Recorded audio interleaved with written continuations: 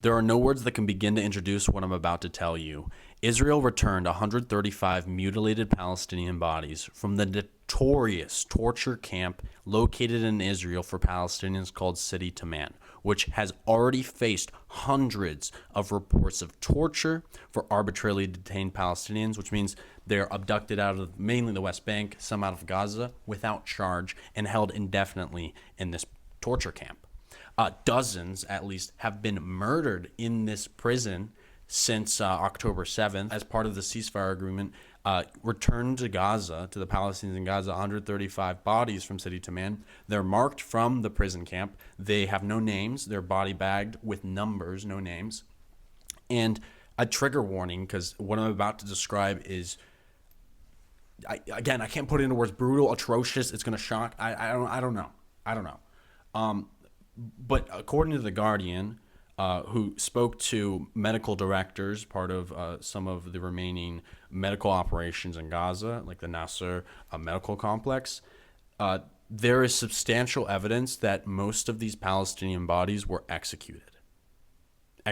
These health officials reported that their documented findings include clear signs of direct gunfire at point-blank range and bodies crushed beneath Israeli tank tracks. They go on to describe certain instances, like the body of a 34-year-old Mahmoud Shabat from northern Gaza. He bore marks of hanging around his neck. His legs were crushed by the tank tracks, which suggests that he was either killed or injured in Gaza and then taken to Sde Teiman. His brother, who identified the body, said that what hurt him most was that they returned the body with his hands tied and his body covered with clear signs of torture. So, take from that what you will. Yes, these bodies were, some of them blindfolded. Some of them had ropes around their neck. They had gunshot wounds in their chest or their heads. They came with handcuffs. I don't know. I mean, you can look up some of the reports about Sde Teiman. Israeli human rights groups have reported on this. There have been Israeli whistleblowers, doctors who were treating some of the detainees in this torture camp, who talked about how they shackled Palestinians to the hospital beds, and they were being, oh my God, I just fucking remembered. I remember when I talked about this.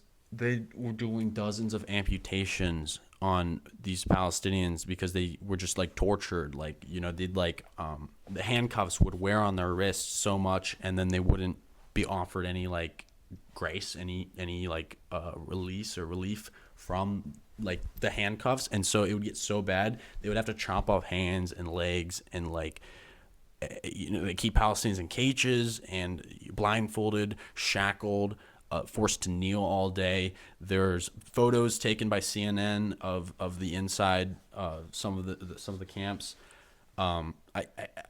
There's just no words to put this. And when you combine this with some other bodies that Israel returned to the Palestinians in Gaza, which bear evidence of organ theft, that I'm joining the Palestinians' call to bring in independent investigators to take and examine these bodies and confirm that they're missing corneas in their eyes, liver, skin.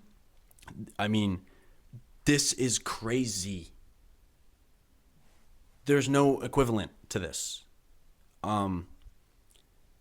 Man, I mean, yeah, I don't know. I don't know if this video's gonna get TikTok's probably gonna put a sensitive content warning on it, but I hope not, because this is important.